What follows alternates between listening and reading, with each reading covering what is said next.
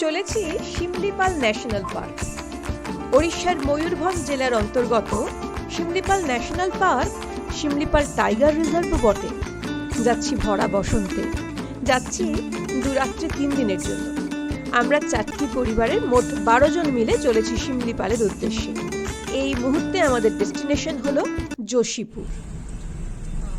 যোশীপুর হলো শিমলিপাল ন্যাশনাল পার্কে ঢোকার দুটি মূল প্রবেশদ্বারের মধ্যে একটি প্রবেশদ্বার। আমাদের এই প্রথম পর্বে থাকছে কলকাতা থেকে যোশীপুর যাওয়া এবং রামতীর্থ ঘুরে দেখা, থাকছে শিমলিপাল ন্যাশনাল পার্কে যাওয়ার এবং থাকার বিভিন্ন প্রয়োজনীয় তথ্য।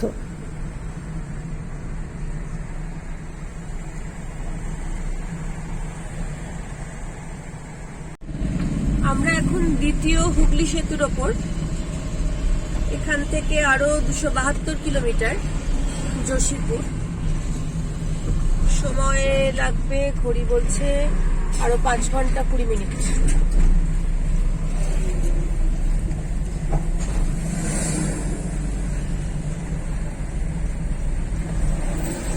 এখন পৌঁছে গেছি ধুলোগড়। 5:15 বেরিয়েছি, এখন 6:45, অর্থাৎ 1.5 ঘন্টায় চলে এসেছি ধুলোগড়। আমাদের ফুল টিম। এখন সকালের চা আর বিস্কুট খাওয়া হচ্ছে।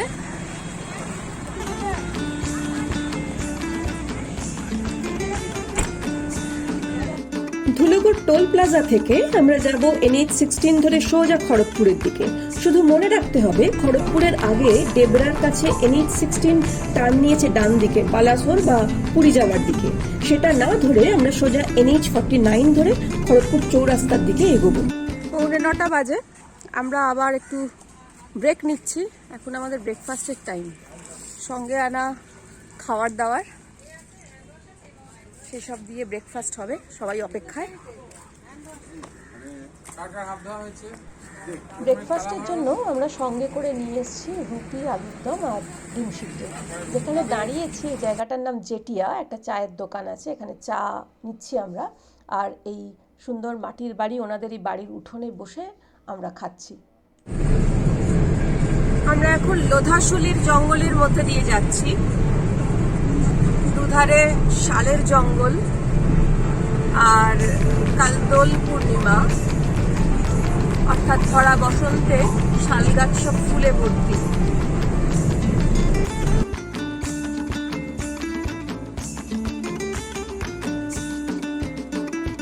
আমরা বাংলিপোশির ওপর দিয়ে যাচ্ছি, পৌঁছে যাব দুয়ারসিনী মন্দির। এই পাহাড়ের এই ঘাট পেরোলেই ওপরে উঠতে দুয়ারসিনী। বাংলিপোশিতে যে 2-1টি থাকার জায়গা আছে এই রাস্তার ওপরেই ডান দিকেই সবে আমরা ফেলে এলাম। শিমলিপাল রিসর্ট বা খৈরি রিসর্ট।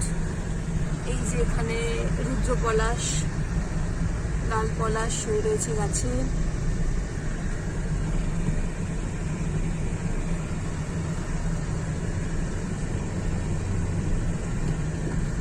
এখনো অনেক পলাশ এখানে রয়েছে।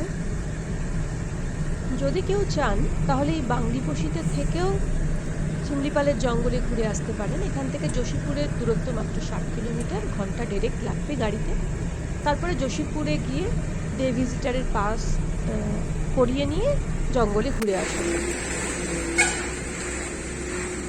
পাহাড়ের বাঁকে দুয়ারসিনী মন্দির। দুয়ারসিনী মন্দিরটি ঠাকুরানী পাহাড়ের। আগে বলা হতো এখান থেকেই এই পাহাড় পেরোলেই শিমলিপালের জঙ্গল শুরু হচ্ছে, আর তাই জঙ্গলে ঢোকার আগে মানুষজন এখানে পুজো দিয়ে যেত। এটা সেই অর্থে একটি বনবিবির মন্দিরও বলা যায়, যেখানে মানুষ পুজো দিয়ে জঙ্গলে ঢুকত।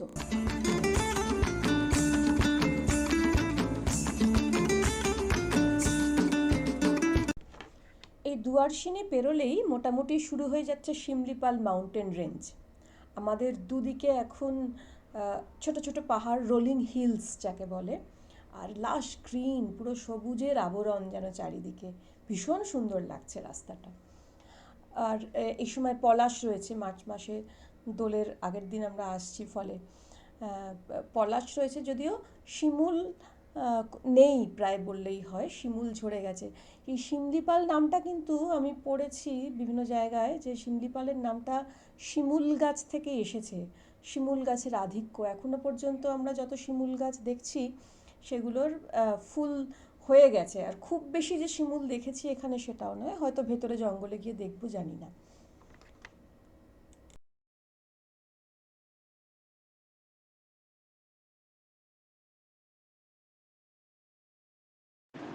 ও আকাশ, ও পলাশ রাশি রাশি, একটু সবুজে চোখ মুছিয়ে দে, ঘর ছাড়া মানুষের মনে।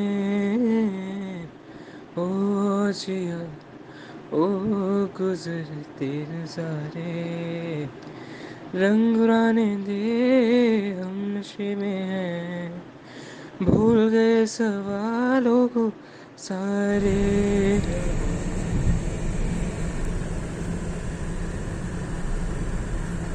যোশীপুর আর 17 কিলোমিটার, এখন 12টা বাজে।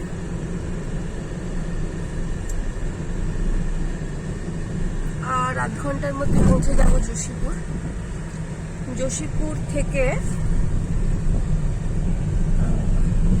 ন্যাশনাল পার্কে ঢোকার জন্য আমাদের অন্য গাড়ি নিতে হবে, কারণ পার্কের ভেতরে ঢোকার জন্য যে গ্রাউন্ড ক্লিয়ারেন্স দরকার, আমাদের গাড়ি সেই গ্রাউন্ড ক্লিয়ারেন্স নেই, ফলে ওখানকার বা গাড়ি বুক করেই আমাদের এবার বলে নিই আমরা কেন যোশীপুরের দিক দিয়ে শিমলিপালের জঙ্গলে ঢুকছি। বাড়িপদা দিয়েও কিন্তু শিমলিপালের জঙ্গলে ঢোকা যায়। আসলে আমরা আগামী 2 দিন, 2 রাত্রি 3 দিন ইনফ্যাক্ট আমরা যেখানে থাকবো তার নাম হচ্ছে কুমারী নেচার ক্যাম্প। এই কুমারী নেচার ক্যাম্প যোশীপুর দিয়েই কাছে হবে। যোশীপুর থেকে আরও 25 কিলোমিটার জঙ্গলের ভেতরে আমাদের ঢুকতে হবে। এই কুমারী নেচার ক্যাম্প হলো government of Odisha undertaking. In fact এই ওড়িশা গভর্নমেন্টের আন্ডারটেকিংয়ে এরকম আরও 4টি, মানে মোট 5টা থাকার জায়গা, নেচার ক্যাম্প আছে ভেতরে। আরে সাবাস, চারিদিকে পুরো লাল হয়ে আছে, কি সুন্দর লাগছে। এগুলো কিন্তু পলাশ বা শিমুল নয়, এগুলো হচ্ছে কুসুম গাছ। কুসুম গাছে সবে কচি পাতা বেরিয়েছে, তাই লাল হয়ে আছে জঙ্গল। এটা বোধহয় শুধুমাত্রই মার্চে আসলেই পাওয়া যাবে। এর পরের দিকে কিন্তু কুসুম গাছের লাল পাতাগুলো আবার সবুজ হয়ে যাবে। এই সময়টা অসাধারণ লাগছে। আচ্ছা, তো এই ওড়িশা গভর্নমেন্টের আন্ডারটেকিংয়ে 5টা থাকার জায়গা আছে, 4টে জঙ্গলের মধ্যে। একটা হচ্ছে কুমারীতে, একটা গুড়গুড়িয়ায়, একটা জামুয়ানিতে, একটা বারেহিপানিতে, আর একটা আছে জঙ্গলের ঠিক বাইরে যোশীপুরের একদম কাছে, সেটা হচ্ছে রামতীর্থ। এই প্রত্যেকটা থাকার জায়গায় কিন্তু যোশীপুর থেকেই কাছে হয়। আর আমরা এগুলো সব অনলাইনে বুক করে এসেছি, থাকার জায়গাগুলো ecotourorissa.com থেকে। আমি ডিসক্রিপশন বক্সে ডিটেলটা দিয়ে দেবো। আমরা যোশীপুরে পৌঁছেছি, ফরেস্ট রিজার্ভেশন অফিস, এখান থেকেই বুকিং কাউন্টার। ডে ভিজিটের জন্য বুকিং এখান থেকেই হয়, আবার রাত্রে থাকতে গেলেও তো আগে বুক করেই এসেছি যেরকম আমরা। তো गाड़ी का चेंज कर लेंगे आप? हाँ, कोई मालपत्र तुले ना বাপ্পা, এখান থেকে বুকিং করতে গেলে ডে ভিজিটের জন্য বুকিং এখান থেকে করতে হলো? হ্যাঁ, মানে বুকিং আমরা করে এসেছিলাম। আমাদের একটা রুমে যেহেতু 2 জনের নামেই বুকিং হয়, কিন্তু আমরা ফ্যামিলি বেশিরভাগই 3 জনের, সেই জন্য এক্সট্রা পার্সন যারা আছে তাদের জন্য একটা চার্জ দিতে হয়, পার ডে 100 টাকা করে, সেইটা দেওয়া। এবং তাছাড়া হচ্ছে যে আমাদের বুকিংয়ের যে কাগজ সেইগুলো এখানে জমা করে পারমিটটা নেওয়া। এবং তার পাশাপাশি কালকের যে আমাদের সাফারিটা হবে সেটার জন্য আমরা গাড়ি বুক করে রেখেছি, সেইটার ব্যাপারেও এখানে অ্যারেঞ্জমেন্ট যাতে হয়ে যায় স্মুথলি, সেইটাও এখানে একটা কাগজ আমরা দিয়ে রাখলাম, বলে রাখলাম। এবং আমরা এখান থেকে এখন আমাদের যে গাড়িটা জঙ্গলে ঢুকবে না, সেইটা একটা পার্কিংয়ের জায়গা আছে সামনে, ওটা হচ্ছে রামতীর্থ বলে যে জায়গাটা আছে, সেইখানে গিয়ে একটা গাড়ি পার্কিং করে এবং অন্য একটা গাড়ি আমরা নিচ্ছি এখান থেকে, আমাদের ইনোভা ছাড়াও একটা বোলেরো নিচ্ছি, কারণ জাজ গাড়ির যা গ্রাউন্ড ক্লিয়ারেন্স সেটা ঢুকবে না, জঙ্গলে নিয়ে যাওয়া যাবে না। তো সেই কারণে আমরা ওই একটা বোলেরো নিচ্ছি, সেইটাতে চেঞ্জ করে আমরা রামতীর্থতে আমাদের গাড়িটা রেখে দিয়ে ওখান থেকে সোজা ঢুকে পড়ব। রামতীর্থ বোধহয় এখান থেকে 2 কিলোমিটার, 2.5 কিলোমিটার। 2-2.5 কিলোমিটার। আমাদের গাড়ি দুদিন ওখানেই থাকবে। হ্যাঁ, আর আমাদেরকে এখানে আমাদের এই পুরো প্রসেসটাতে একজন গভর্নমেন্ট গাইড মিস্টার নিরঞ্জন পাত্র, উনি আমাদেরকে সাহায্য করলেন, পুরোটা উনিই করে দিলেন। তো সেইটাও উনি মানে ফেসিলিটেট করেছিলেন। এটা আচ্ছা, খুবই সুবিধাজনক ব্যবস্থা। ঠিক আছে। তাহলে সোজা আগে যোশীপুরে এসে সমস্ত ব্যবস্থা করে বুক করে এলেও Exactly, এখানে exactly. সবকিছু কালেক্ট করে নিয়ে তারপরেই জঙ্গলে ঢুকতে হবে। ঠিক আছে। এটা হচ্ছে সিমলিপাল টাইগার রিজার্ভে ঢোকার এন্ট্রি ফি বা রেট চার্ট।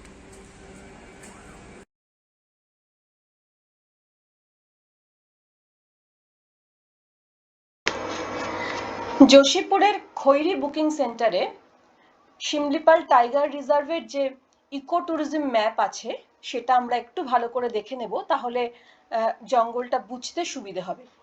আমরা এসেছি যে পথ দিয়ে এলাম, যেটা দেখালাম আমরা এতক্ষণ, খড়গপুর হয়ে বাহারাগোড়া থেকে আমরা ওই ঝাড়খণ্ডে ঢুকলাম, NH49 দিয়ে আসছিলাম। এই জামশোলা পেরিয়ে দুটো রাস্তা ভাগ হয়ে গেছে। জামশোলা থেকে বাঁদিকে যে রাস্তাটা চলে যাচ্ছে এদিকে আমরা বাড়িপদার দিকে চলে যাচ্ছি, আর বাঁদিকে না গিয়ে আমরা যদি সোজা যাই তাহলে এই রাস্তা NH49 যাচ্ছে যোশীপুর। এই শিমলিপাল টাইগার রিজার্ভে ঢোকার জন্য দুটো এন্ট্রি গেট আছে। একটা বাড়িপদা হয়ে হতে পারে, যেটা বলা হয় পিথাবাটা চেক গেট। এখানে থাকার জায়গা হচ্ছে, নিয়ারেস্ট জায়গা হচ্ছে লুলুং। তো এই পিথাগাটা বাটা চেক গেট দিয়ে ঢোকা যেতে পারে, অথবা এদিকে না এসে সোজা NH49 ধরে যোশীপুর এসে যোশীপুর থেকেও আর একটা এন্ট্রি গেট আছে জঙ্গলে, যেটা হচ্ছে কালিকা প্রসাদ চেক গেট। এখান দিয়েও এই জঙ্গলে ঢোকা যেতে পারে। তো আমরা আসছি এই যোশীপুর দিয়েই ভেতরে ঢুকবো বলে। আর এই ম্যাপটা দেখলে বোঝা যাবে এই পিঙ্ক গুলো হচ্ছে কোর এরিয়া আর গ্রিন হচ্ছে জঙ্গলের বাফার এরিয়া।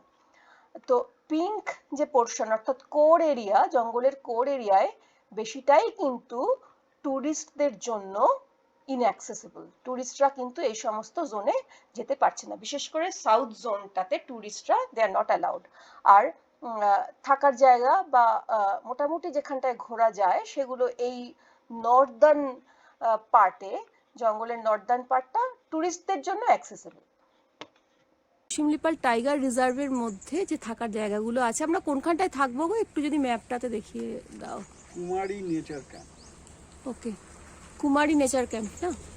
আর ওখান থেকে গাড়িতে আমাদের কালকে যে ট্যুরটা দেবে এই ফরেস্টের মধ্যে, টাইগার রিজার্ভের মধ্যে, উস্কি ওয়াটারফল, উস্কি, হ্যাঁ, বড়েহি পানি, Barehipani, Joranda waterfall, Joranda waterfalls, Chahala watch tower. Chahala watch tower. এইটা একটা রাউন্ড ট্রিপ কালকে ফরেস্টের গাড়িতে করাবে। আর অন্য যে থাকার জায়গাগুলো সেটা এখানে কি দেখা যাচ্ছে? কুমারী ছাড়া এই কুমারীর পাশেই আছে গুরগুরিয়া, এটা গুরগুরিয়া। আচ্ছা, বড়েহি পানি, বারেহি পিনেতে আর একটা নেচার ক্যাম্প আছে, জামুয়ানিতে একটা নেচার ক্যাম্প আছে, জামুয়ানিতে আর একটা নেচার ক্যাম্প আর আছে। একটা নেচার ক্যাম্প জঙ্গলের বাইরে। এই আমরা এক্ষুনি যাব আমাদের গাড়ি রাখতে রামতীর্থ। ওইটাই রামতীর্থ আছে, ওটা জঙ্গলের বাইরে, আর বাকি চারটে জঙ্গলের ভেতর।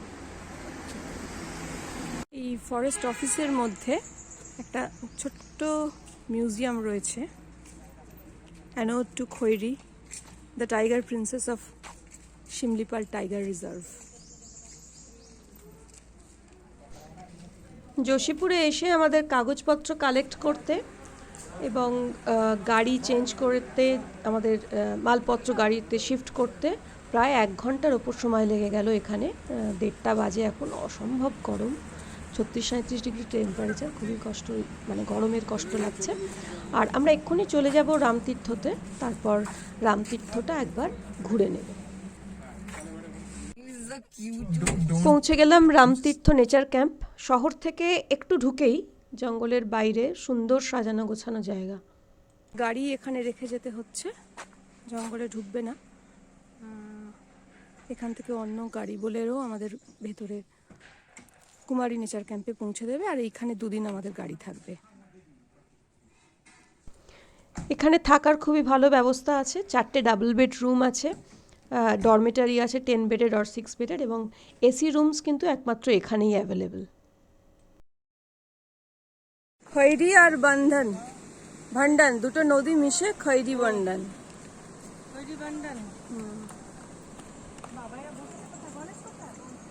এই যে রামতীর্থ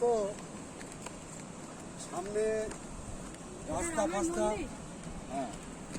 রাস্তা পাস্তা করে হ্যাঁ, একটু ঝুলিয়ে দিলেও পেছনে কিন্তু এটা সুন্দর এটা। হ্যাঁ, এই এই জায়গাটা কিন্তু সুন্দর, এই এত সুন্দর এটা। সন্ধ্যাবেলা এসে বসে থাকলে ভালো লাগবে, খুব ভালো লাগবে।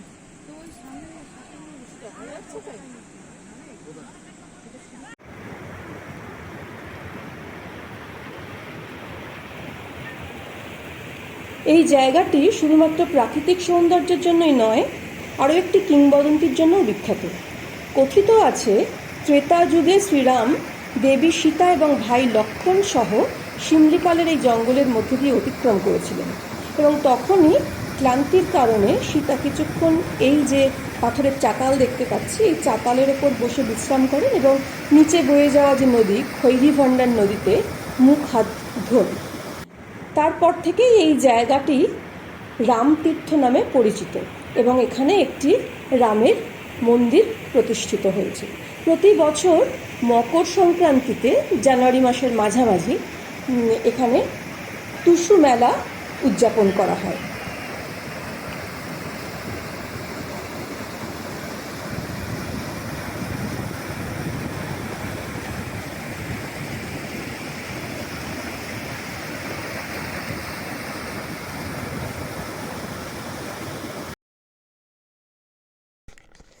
এটা হচ্ছে সেই রামের মন্দির, উল্টো দিক থেকে গাড়িতে অ্যাক্সেসেবল। এবার আমাদের এখান থেকে বেরিয়ে পড়তে হবে। আমরা ঢুকে পড়ব শিমলিপাল টাইগার রিজার্ভের ভেতরে। প্রথম পর্ব এই পর্যন্তই। ট্রাভেল বাডিজের পক্ষ থেকে আমি পিয়ালি দ্বিতীয় পর্ব নিয়ে ফিরে আসছি, যেখানে থাকবে শিমলিপাল টাইগার রিজার্ভের জঙ্গল, পাহাড়, নদী এবং কুমারী নেচার ক্যাম্প।